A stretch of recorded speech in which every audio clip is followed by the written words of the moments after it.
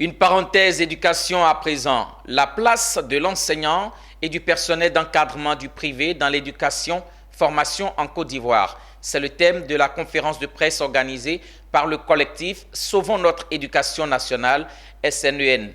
Cette rencontre d'échange qui s'est déroulée le 5 novembre dernier a été une occasion pour son responsable de relever les difficultés de l'enseignement, du personnel et des enseignants du privé en Côte d'Ivoire. Le compte rendu de Pierre Tebe.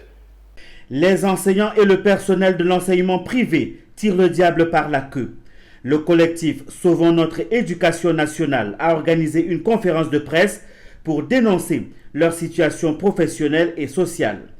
Un chapelet de difficultés qu'il convient de relever à seulement quelques mois après la rentrée scolaire 2022-2023.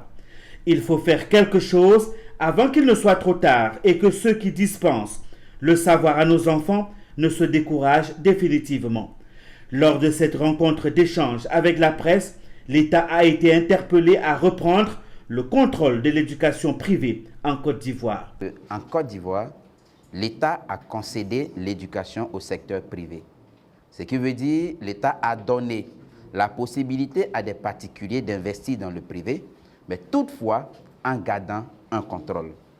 Dans l'évolution des choses, on se rend compte que cette cession n'est plus suivie dans la mesure où les écoles privées sont maintenant en autonomie et sans véritable contrôle de l'État. Selon le président de ce collectif, les responsables en charge des établissements privés abusent de la confiance de l'État.